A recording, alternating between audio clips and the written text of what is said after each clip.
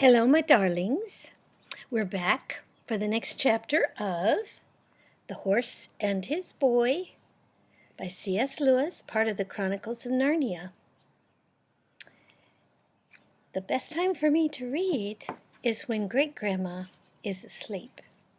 So, she just went to bed, and I am ready to start the next chapter, which is chapter 4.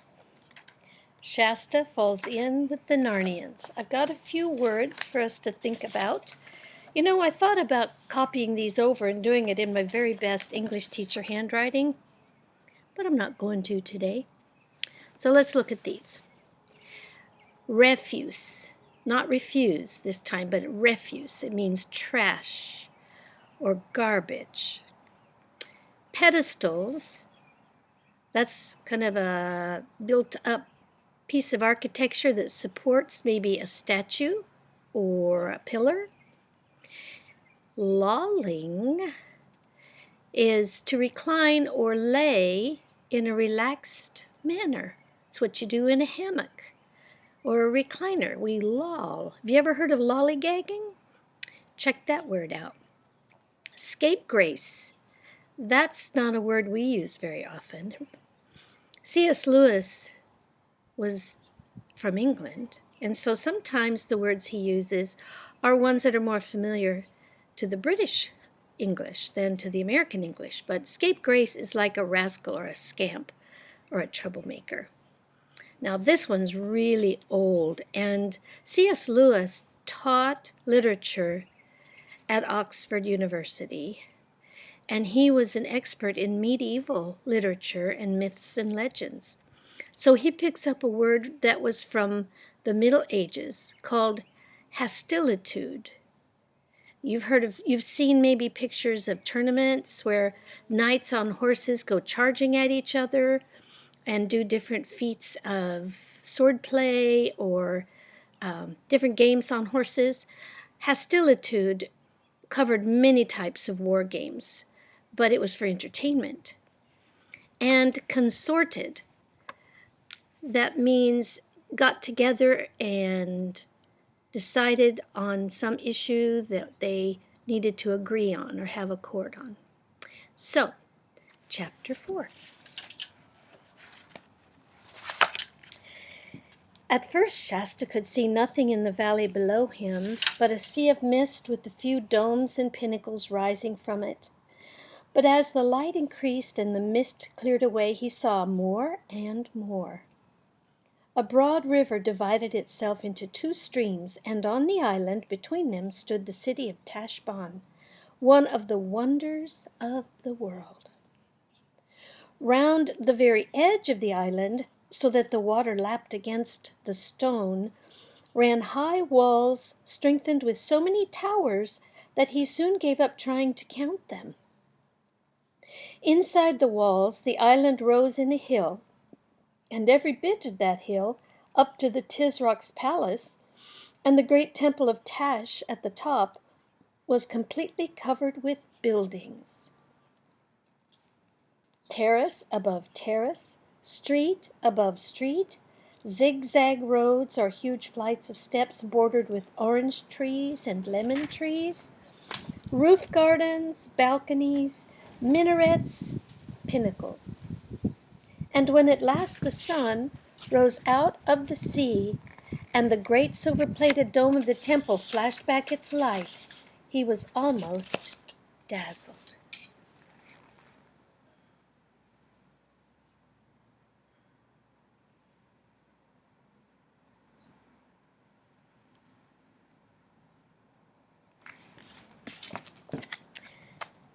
"Get on, Shasta," Bree kept saying.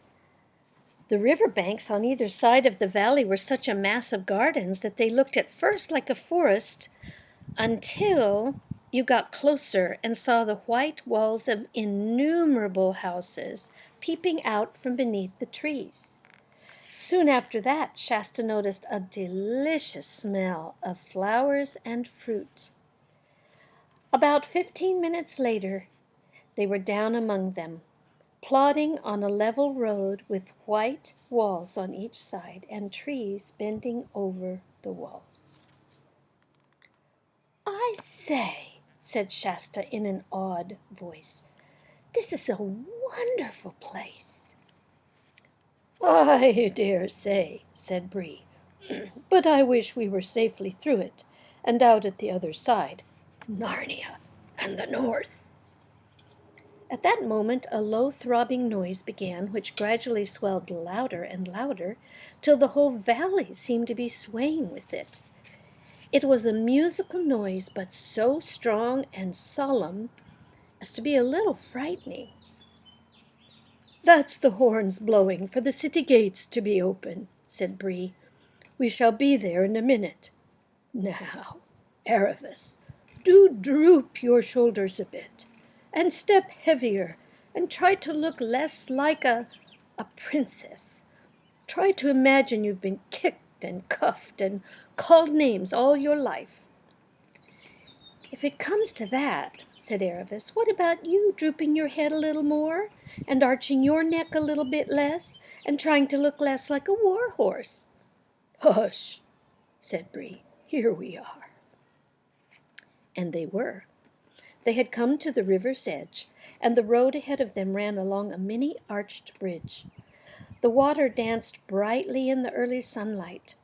Away to their right, nearer the river's mouth, they caught a glimpse of ships' masts.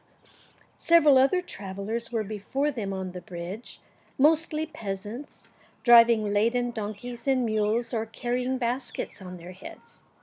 The children and horses joined the crowd. "Is anything wrong?" whispered Shasta to Aravis, who had an odd look on her face. "Oh, it's very well for you," whispered Aravis rather savagely. "What would you care about Tashbaan? But I ought to be riding in a litter, with soldiers before me and slaves behind me, and perhaps going to a feast in the Tisrock's palace, may he live forever. Not sneaking in like this. It's different for you." Shasta thought all this very silly. At the far end of the bridge, the walls of the city towered high above them, and the brazen gate stood open in the gateway, which was really wide, but looked narrow because it was so very high. Half a dozen soldiers, leaning on their spears, stood on each side. Aravis couldn't help thinking, "They'd all jump to attention and salute me if they knew whose daughter I am." But the others were only thinking of how they'd get through and hoping the soldiers would not ask any questions. Fortunately, they did not. But one of them picked a carrot out of a peasant's basket and threw it at Shasta with a rough laugh, saying, "Hey, horse boy, you'll catch it if your master finds you've been using his saddle horse for pack work." This frightened him badly, for of course it showed that no one who knew anything about horses would mistake Bree for anything but a charger. "It's my master's orders, so there," said Shasta, but it would have been better if he had held his tongue, for the soldier gave him a box on the side of his face that nearly knocked him down, and he said, "Take that, young filth, to teach you how to talk to free men." But they all slunk into the city without being stopped. Shasta cried only a very little bit. He was used to hard knocks. Inside the gates, Tashbaan did not at first seem so splendid as it had looked from a distance. The first street was narrow, and there were hardly any windows in the walls on each side. It was much more crowded than Shasta had expected, crowded partly by the peasants on their way to market, who had come in with them, but also with water sellers, sweetmeat sellers, porters, soldiers, beggars, ragged children, hens, stray dogs, and barefooted slaves. What you would chiefly have noticed if you had been there was the smells, which came from unwashed people, unwashed dogs, garlic, onions, and the piles of refuse which lay everywhere. Shasta was pretending to lead, but it was really Bree who knew the way and kept guiding him by little nudges with his nose. They soon turned to the left and began going up a steep hill. It was much fresher and pleasanter, for the road was bordered by trees and there were houses only on the right side. On the other they looked out over the roofs of houses in the lower town and could see some way up the river. Then they went round a hairpin bend to their right and continued rising. They were zigzagging up to the center of Tashbaan. Soon they came to finer streets. Great statues of the gods and heroes of Kellerman, who are mostly impressive rather than agreeable to look at, rose on shining pedestals. Palm trees and pillared arcades cast shadows over the burning pavements. And through the arched gateways of many a palace, Shasta caught sight of green branches, cool fountains, and smooth lawns. It must be nice inside, he thought. At every turn, Shasta hoped they were getting out of the crowd, but they never did. This made their progress very slow, and every now and then they had to stop altogether. This usually happened because a loud voice shouted out, "Way, way, way for the Tarkan!" or "Way, way, way for the Tarkina!" or "For the 15th Vizier!" or "For the Ambassador!" And everyone in the crowd would crush back against the walls. And above their heads Shasta would sometimes see the great lord or lady for whom all the fuss was being made, lolling upon a litter which 4 or even 6 gigantic slaves carried on their bare shoulders. For in Tashbaan there's only one traffic regulation, which is that everyone who is less important has to get out of the way for everyone who is more important, unless you want a cut from a whip or a punch from the end of a spear. It was in a splendid street, very near the top of the city. The Tisrock's palace was the only thing above it, that the most disastrous of these stoppages occurred. "Way, way, way," came the voice. "Way for the white barbarian king, the guest of the Tisrock, may he live forever! Way for the Narnian lords!" Shasta tried to get out of the way and to make Bree go back, but no horse, not even a talking horse from Narnia, backs up easily. And a woman with a very edgy basket in her hands, who was just behind Shasta, pushed the basket hard against his shoulders and said, "Now then, who are you shoving?" And then someone else jostled him from the side, and in the confusion of the moment, he lost hold of Bree. And then the whole crowd behind him became so stiffened and packed tight that he couldn't move at all. So he found himself, unintentionally, in the first row, and had a fine sight of the party that was coming down the street. It was quite unlike any other party they had seen that day. The crier who went before it shouting, "Way, way!" was the only Calormene in it. And there was no litter. Everyone was on foot. There were about half a dozen men, and Shasta had never seen anyone like them before. For one thing, they were as fair-skinned as himself, and most of them had fair hair. And they were not dressed like men of Calormen. Most of them had legs bare to the knee. Their tunics were of fine, bright, hardy colors, woodland green or gay yellow or fresh blue. Instead of turbans, they wore steel or silver caps, some of them set with jewels, and one with little wings on each side. A few were bareheaded. The swords at their sides were long and straight, not curved, like the Calormene scimitars. And instead of being grave and mysterious like most Calormenes, they walked with a swing and let their arms and shoulders go free and chatted and laughed. One was whistling. You could see that they were ready to be friends with anyone who was friendly and didn't give a fig for anyone who wasn't. Shasta thought he had never seen anything so lovely in his life. But there was not time to enjoy it, for once a really, dreadful thing happened. The leader of the fair-headed men suddenly pointed at Shasta and cried out and seized him by the shoulder. Next moment he gave Shasta a smack, not a cruel one to make you cry, but a sharp one to let you know you're in disgrace, and added, shaking, "Shame on you, my lord! Fie for shame! Queen Susan's eyes are red with weeping because of you. What? Truant for a whole night? Where have you been?" Shasta would have darted under Bree's body and tried to make himself scarce in the crowd if he had had the least chance, but the fair-haired men were all around him by now, and he was held firm. Of course, his first impulse was to say that he was only poor Arshish, the fisherman's son, and the foreign lord must have mistaken him for someone else. But then, the very last thing he wanted to do in that crowded place was to start explaining who he was and what he was doing. If he started on that, he would soon be asked where he got his horse from and who Aravis was, and then goodbye to any chance of getting through Tashbaan. His next impulse was to look to Bree for help, but Bree had no intention of letting all that crowd know that he could talk, and stood looking just as stupid as a horse can.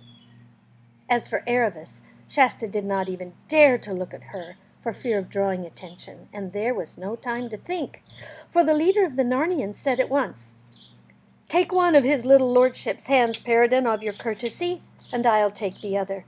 And now, on. Our royal sister's mind will be greatly eased when she sees our young scapegrace safe in our lodging."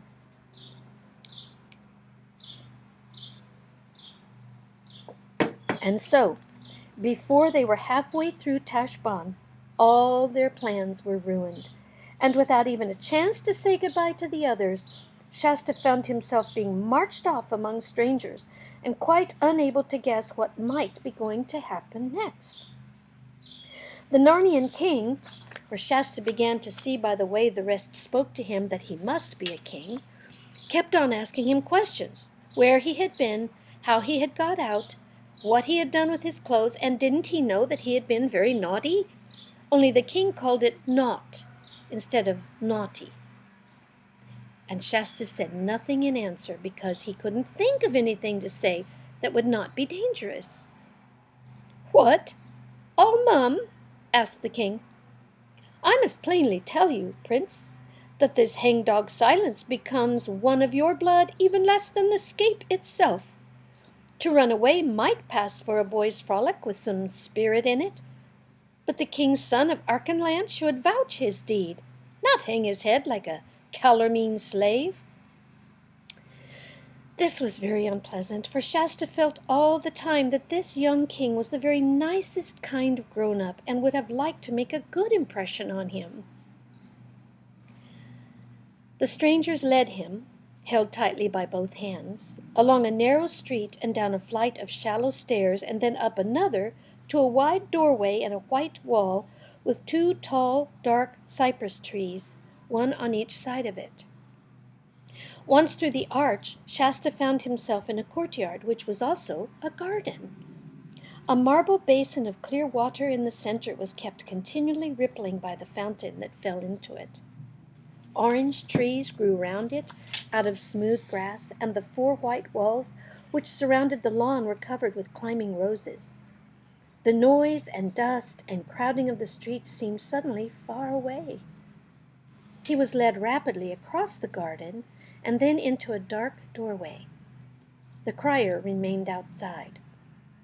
After that, they took him along a corridor where the stone floor felt beautifully cool on his hot feet, and up some stairs. A moment later he found himself blinking in the light of a big, airy room with wide open windows all looking north, so that no sun came in. There was a carpet on the floor more wonderfully colored than anything he had ever seen, and his feet sank down into it as if he were treading in thick moss. All round the walls there were low sofas with rich cushions on them, and the room seemed full of people. Very queer people, some of them, thought Shasta, but he had no time to think of that before the most beautiful lady he had ever seen, rose from her place and threw her arms round him and kissed him, saying, "Oh, Corin, Corin, how could you? And thou and I such close friends ever since thy mother died? And what should I have said to thy royal father if I came home without thee? Would have been a cause of most of war between Auchenland and Narnia, which our friends time out of mind. It was naught, playmate, very naught of thee to use us so." Apparently, thought Shasta to himself, I'm being mistaken for a prince of Archenland, wherever that is, and these must be Narnians. I wonder where the real Corin is, but these thoughts did not help him say anything out loud. "Where hast thou been, Corin?" said the lady, her hands still on Shasta's shoulders. I don't know," stammered Shasta. "There it is, Susan," said the king. "I could get no tale out of him, true or false." "Your Majesties, Queen Susan, King Edmund," said a voice, and when Shasta turned to look at the speaker, he nearly jumped out of his skin with surprise, for this was one of those queer people whom he had noticed out of the corner of his eye when he first came into the room. He was about the same height as Shasta himself. From the waist upward he was like a man, but his legs were hairy like a goat's, and shaped like a goat's, and he had goat's hoofs and a tail. His skin was rather red, and he had curly hair, and a short pointed beard, and 2 little horns. He was, in fact, a faun, which is a creature Shasta had never seen a picture of, or even heard of. And if you've read a book called The Lion, the Witch, and the Wardrobe, you may like to know that this was the very same faun, Tumnus by name, whom Queen Susan's sister Lucy had met on the very first day when she found her way into Narnia. But he was a good deal older now, for by this time Peter and Susan and Edmund and Lucy had been kings and queens of Narnia for several years. "Your Majesties," he was saying, "His little Highness has had a touch of the sun. Look at him. He is dazed. He does not know where he is."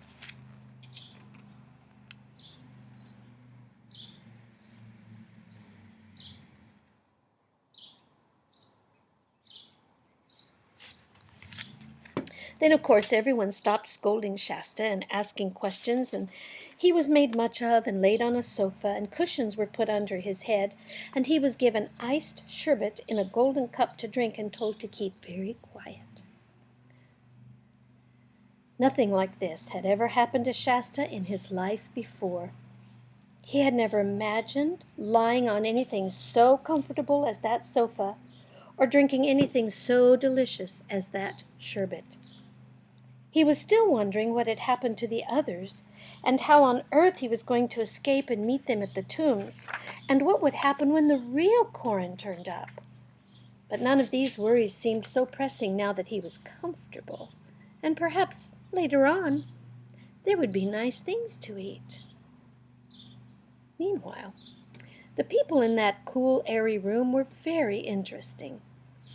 Besides the faun, there were 2 dwarfs, a kind of creature he had never seen before, and a very large raven.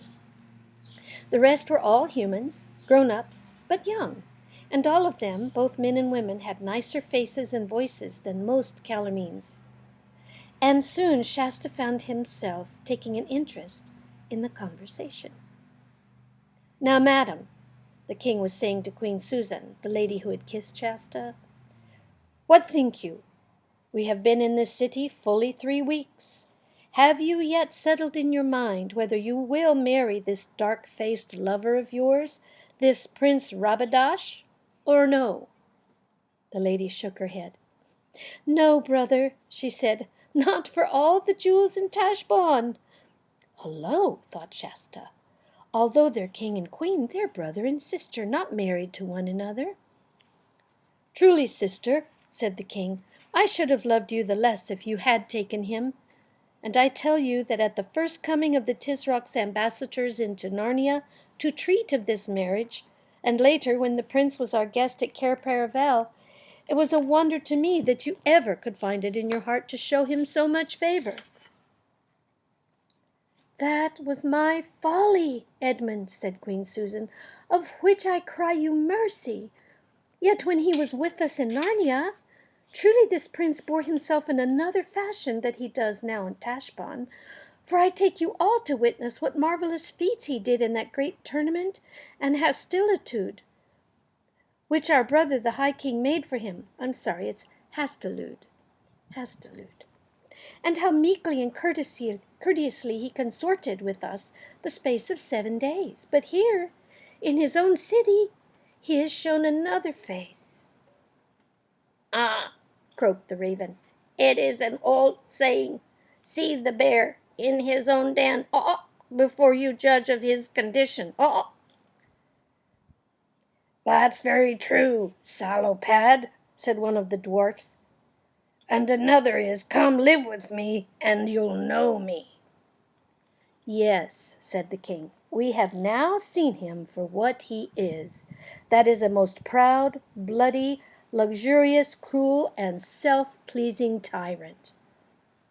"Then in the name of Aslan," said Susan, "let us leave Tashbaan this very day." "There's the rub," said Edmund, "for now I must open to you all that has been growing in my mind these last 2 days and more. Peregrine, of your courtesy, look to the door and see that there is no spy upon us. All well? So, for now we must be in secret."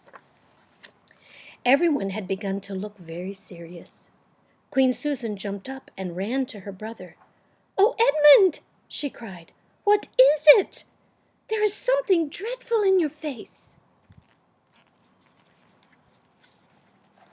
End of the chapter.